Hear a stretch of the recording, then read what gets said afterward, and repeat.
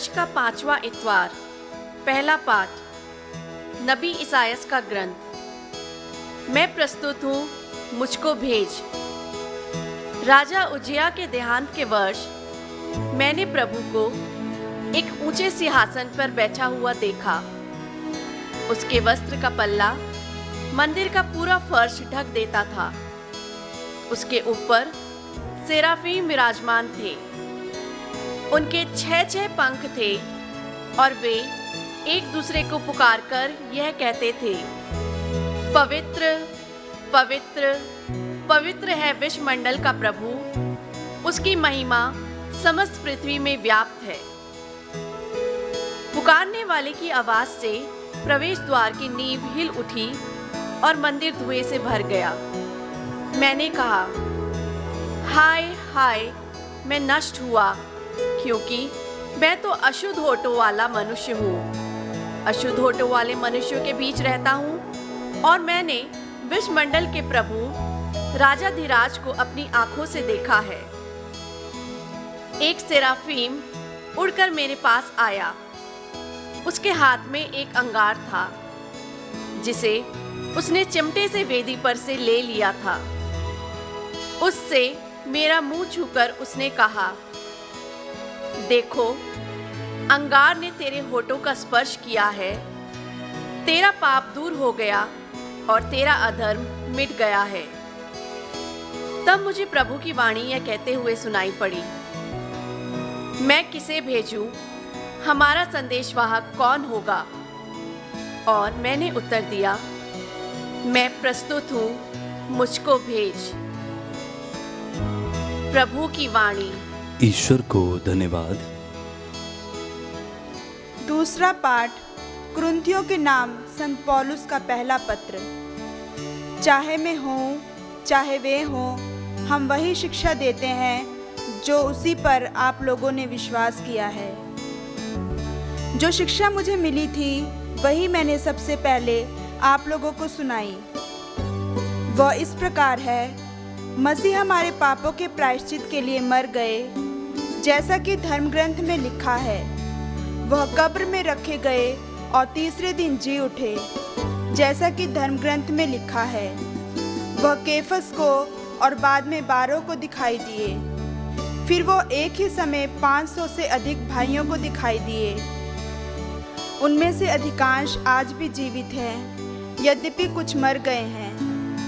बाद में वह याकूब को और फिर सब प्रेरितों को दिखाई दिए। सबों के बाद वह मुझे भी, मानो ठीक समय से पीछे जन्मे को दिखाई दिए। खैर, चाहे मैं हूँ चाहे वे हों, हम वही शिक्षा देते हैं और उसी पर आप लोगों ने विश्वास किया। प्रभु की वाणी। ईश्वर को धन्यवाद। प्रभु आप लोगों के साथ हो और आपकी आत्मा के साथ। संत लूकस के अनुसार पवित्र सुसमाचार। हे प्रभु तेरी महिमा हो। एक दिन यीशु गनजरत झील के पास थे। लोग ईश्वर का वचन सुनने के लिए उन पर गिरे पड़ते थे। उस समय उन्होंने झील के किनारे लगी 2 नावों को देखा। मछुए उन पर से उतरकर जाल धो रहे थे। यीशु ने सिमोन की नाव पर चढ़कर उसे किनारे से कुछ दूर ले चलने के लिए कहा। इसके बाद वह नाव पर बैठकर जनता को शिक्षा देने लगे। उपदेश समाप्त करने के बाद उन्होंने सिमोन से कहा, नाव को गहरे पानी में ले चलो और मछलियां पकड़ने के लिए अपने जाल डालो। सिमोन ने उत्तर दिया, गुरुवर, रात भर मेहनत करने पर भी हम कुछ नहीं पकड़ सके, परंतु आपके कहने पर मैं जाल डालूंगा। ऐसा करने पर बहुत अधिक मछलियां फंस गईं और उनका जाल फटने को हो गया। उन्होंने दूसरी नाव के अपने साथियों को इशारा किया कि आकर हमारी मदद करो। वे आए और उन्होंने दोनों नावों को मछलियों से इतना भर लिया कि नावें डूबने को हो गईं। यह देखकर सिमोन ने यीशु के चरणों पर गिरकर कहा, प्रभु मेरे पास से चले जाइए, मैं तो पापी मनुष्य हूं। मछलियों के जाल में फंसने के कारण वह और उसके साथी विस्मित हो गए। यही दशा याकूब और योहन की भी हुई। ये जबेदी के बेटे और सिमोन के साझेदार थे। यीशु ने सिमोन से कहा, डरो मत, अब से तुम मनुष्यों को पकड़ा करोगे। वे नावों को किनारे लगाकर और सब कुछ छोड़कर यीशु के पीछे हो लिए। प्रभु का सुसमाचार है। हे क्रिस्त तेरी स्तुति हो। पाक कलाम के पढ़े और सुने जाने से हमारे विश्वास को दृढ़ता मिले।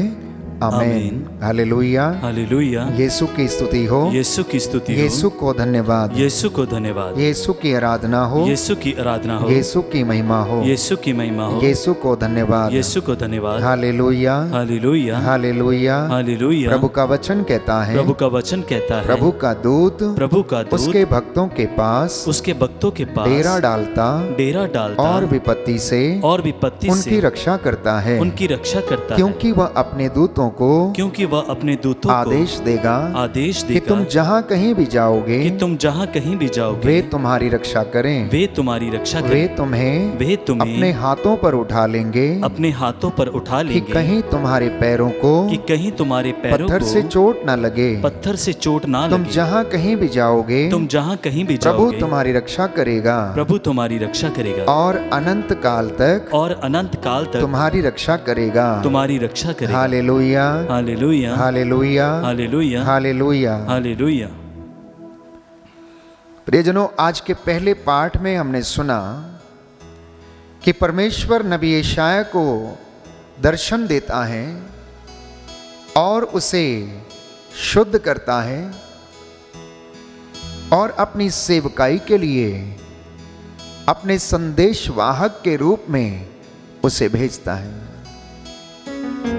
नबी यशायाह कहता है कि मैं तो अशुद्ध होठों वाला मनुष्य हूं और अशुद्ध होठों वाले मनुष्यों के बीच में रहता हूं। परंतु परमेश्वर का अनुग्रह यशायाह के ऊपर ऐसा हुआ कि एक सेराफिम उड़कर उसके पास आया। उसके हाथ में एक अंगार था जिसे उसने चिमटे में वेदी से लेकर उससे यशायाह के मुंह को स्पर्श किया और उस अंगार के छू जाने से यशायाह की सारी अशुद्धता दूर हुई और उससे कहा गया कि तेरा पाप दूर हो गया, तेरा अधर्म मिट गया। तब मुझे प्रभु की वाणी यशायाह कहता ये सुनाई पड़ी कि मैं किसे भेजूं, हमारा संदेशवाहक कौन होगा। और नबी उत्तर देता है मैं प्रस्तुत हूं, मुझे भेज। प्रियजनों, क्या परमेश्वर ने कभी किसी को दर्शन दिया? क्या कभी किसी से बातें की? बाइबल इसे स्पष्ट करती है कि वो अपने नबियों से बोला। उसने झाड़ी में से अपने नबियों से बातें की। अपने दूतों के द्वारा बहुत सारे लोगों को उसने प्रेरित किया, उन्हें हिम्मत और ढारस दिया। वे उन्हें आशा और सांत्वना देने के लिए पहुंचे। तो ईश्वर को किसी ने कभी देखा नहीं। संत पौलुस यूहन्ना के पहले पत्र अध्याय 4 पद संख्या 12 में लिखता है लेकिन नकारात्मक उत्तर से यह प्रश्न यहीं पर खत्म नहीं होता है कि प्रेरित योहन स्वयं ईश्वर को देखने का दावा करता है, जैसे कि वह लिखता, हमने जो देखा और सुना है वही हम तुम लोगों को बताते हैं। हमने जो संदेश उनसे सुना और तुमको भी हम वही सुनाते हैं। वचन पढ़ते हैं योहन का पहला पत्र अध्याय 1 पद संख्या 5। तो धर्म ग्रंथ स्वयं भी ईश्वर की महिमा को देखने की संभावना के बारे में साक्ष्य देता है। जहां मैं हूं वहां ही मुझे खोजो। प्रभु कहता है यशायाह नबी के ग्रंथ अध्याय 55 पद संख्या 6 में कि जहां पर मैं हूं वहीं पर तुम मुझे खोजो। हमें चाहे विश्वासी हो या अविश्वासी हो, इस तथ्य को स्वीकार करना चाहिए कि हमने ईश्वर को खोजना बंद कर दिया है। अनेक बार इंसान ईश्वर को खोजता नहीं है। यह बात उस जहाज की भांति है जो लंगर डालकर बीच समुद्र में खड़ा है और हम सोचते हैं कि जहाज चल रहा है, परंतु वह तो स्थिर है। केवल लहरें आकर उसे हिलाती रहती हैं। हमारे जीवन के दैनिक क्रियाकलाप जैसे प्रातःकाल का अलार्म बजना, टीचर का पढ़ाना, बॉस का बुलावा, बच्चों एवं परिवार की मांगें और ऐसी तमाम प्रकार की दिनचर्या हमें इस बात का एहसास मात्र कराते हैं कि जिंदगी चल रही है। लेकिन वास्तविकता यह है कि हम उस लंगर डाले जहाज की भांति हैं, जैसे कि वो जहां का तहां खड़ा रहता है। लहरें उसे हिलाती रहती हैं और वो हिलता रहता है। केवल जीवन के छोटे बड़े काम हमें हिलाते और डुलाते रहते हैं। तो इस तरह की स्थिरता आदम और हेवा के जीवन में भी आई थी और ईश्वर को उन्हें बुलाना पड़ा था। ईश्वर ने आदम से पूछा कि तुम कहां हो। आज यही सवाल मुझसे और आपसे भी पूछा जाता है कि आप कहां पर हो, आप मुझे कहां खोजते हो। मैं तो दीन दुखियों लाचार शोषितों में रहता हूं। मैं तो अपना डेरा गरीबों के बीच में डालता हूं क्योंकि मैं उनकी दुहाई को सुनता हूं। मैं तो इसीलिए आया हूं कि दरिद्रों को सुसमाचार सुनाऊं, बंदियों को रिहा करूं, अंधों को दृष्टि का दान दूं। मैं तो इन्हीं में रहता हूं। मैं धर्मियों को नहीं, मैं तो पापियों को बुलाने के लिए आया हूं। ओ मेरे बेटे मेरी बेटी, तुम कहां हो, कहां रहते हो, मुझे कहां ढूंढते हो। आओ मेरे पास, मुझे वहां ढूंढो जहां पर मैं रहता हूं। मुझे वहां ढूंढो जहां पर मैं रहता हूं। आदम और हवा उसकी आवाज को सुन के डर गए और उन्होंने अपने आप को छिपा लिया। जब उनकी नग्नता उघड़ आई, उन्हें अपराध बोध होने लगा, तो वो ईश्वर से छिपने लगे, दूर भागने लगे। इंसान भी अक्सर ऐसा ही अपने जीवन में कभी कभार सोचता है और दूर जाने लगता है, अपने आप को छिपाने लगता है। अपने अपराध बोध के कारण वो अपने आप को छिपाने लगता है। तो उनके वार्तालाप का परिणाम शायद हमारी आंखें खोल सकता है, क्योंकि उसका उत्तर था कि मैं नंगा हूं। आपका और मेरा जवाब क्या है कि हम कैसे हैं? हे प्रभु, हम कैसे हैं? आप जानते हैं कि हम कैसे हैं। तो आज हम छिपे हुए रहते हैं और ईश्वर से दूर भागते हैं।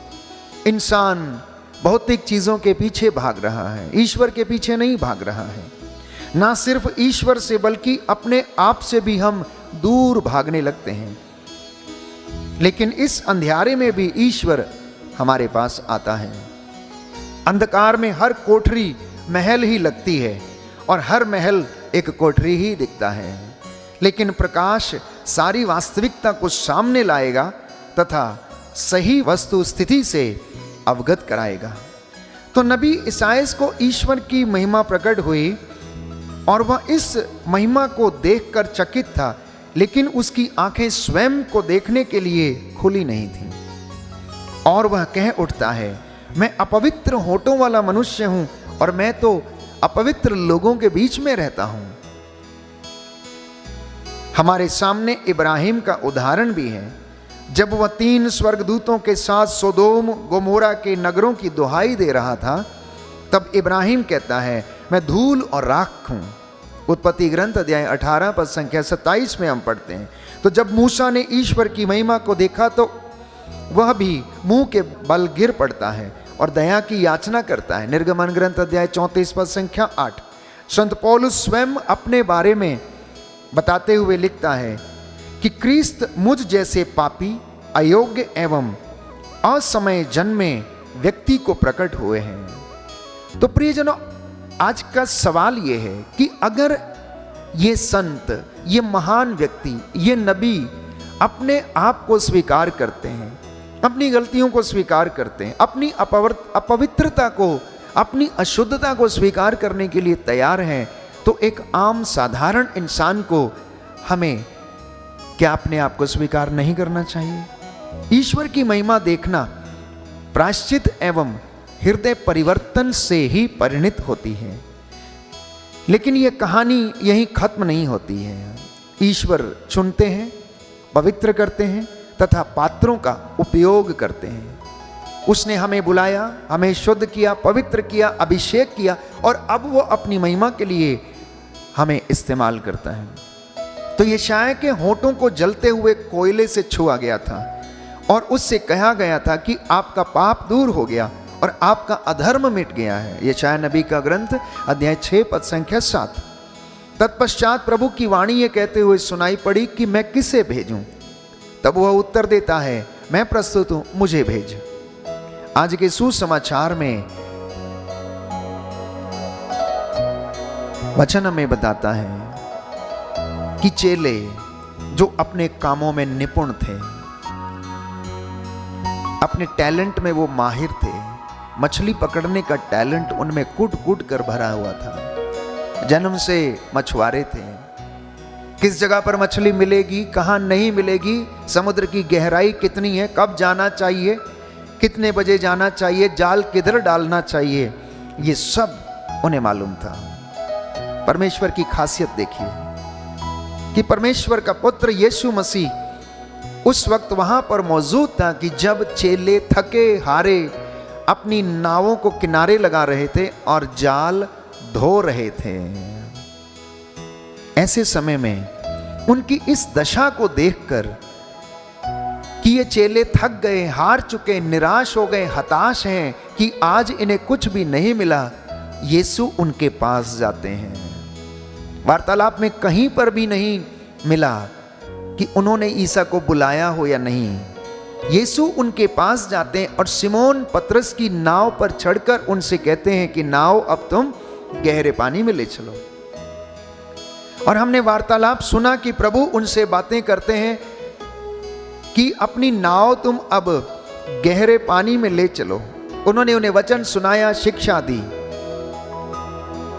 और प्रभु कहता है कि अब मछलियां पकड़ने के लिए जाल डालो। सिमोन पतरस के विषय में आप जानते हैं कि उसने उत्तर दिया, गुरुवर रात भर मेहनत करने पर भी हमें कुछ नहीं मिला है, लेकिन आपने कहा है तो मैं जाल अवश्य डालूंगा।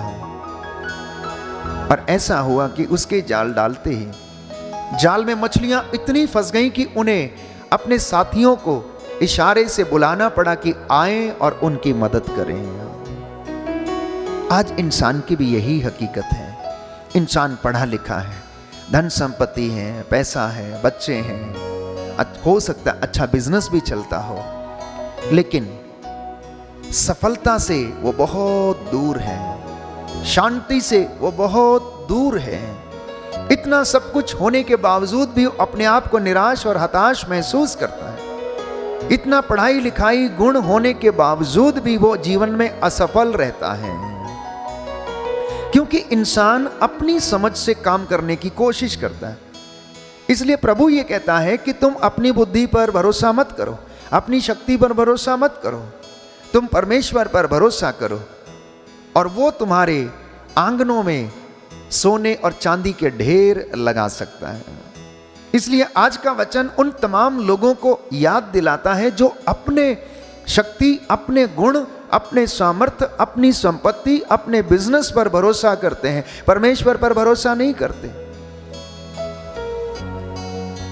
इसलिए आज का ये वचन ग्रहण करने की हमें आवश्यकता है। कि बिना ईश्वर की कृपा से कोई भी इंसान अपने जीवन में सफलता प्राप्त नहीं कर सकता। बाइबल हमें बताती है, पुराने व्यवस्थान में हम पढ़ते हैं कि सफलता दिलाने वाला परमेश्वर है, वो आपके हर काम को सफलता देगा। आपको सिर्फ एक काम करना है और वो ये है कि बाइबल के जो वचन हैं, जो प्रभु यीशु ने कहे, परमेश्वर के मुख से जो वचन निकले हैं, उनके अनुसार हम अपने जीवन की दिनचर्या को जीने का प्रयास करें। अगर हम अब तक अपनी ही समझ के अनुसार चलते रहे हैं तो आज एक बार वचन सुनकर अपने जीवन की दिनचर्या को वचन के अनुसार चलाने की कोशिश करें। और मैं आपको विश्वास दिलाता हूं कि आपको प्रभु ब्लेस करेगा और आशीष प्रदान करेगा और आपके घर में हर प्रकार की उन्नति होगी, सफलता होगी। यही आज के वचन का संदेश है प्यारे भाइयों और बहनों, जो प्रभु हमें देना चाहता है। सिमोन पेतरुस बचपन से मछुआरा था, हर प्रकार की कला उसे मालूम थी, लेकिन परमेश्वर उसके जीवन में उसे बताना चाहता था कि वो ईश्वर की कृपा के बिना अधूरा है, ईश्वर के सामर्थ्य के बिना वो अधूरा है। यही बात विश्वासियों के जीवन में भी मायने रखती है कि आप ईश्वर की कृपा के बिना अधूरे हैं। संत पौलुस कहता है कि ईश्वर की कृपा मेरे लिए पर्याप्त है, उसकी कृपा के बिना मैं कुछ भी नहीं हूं।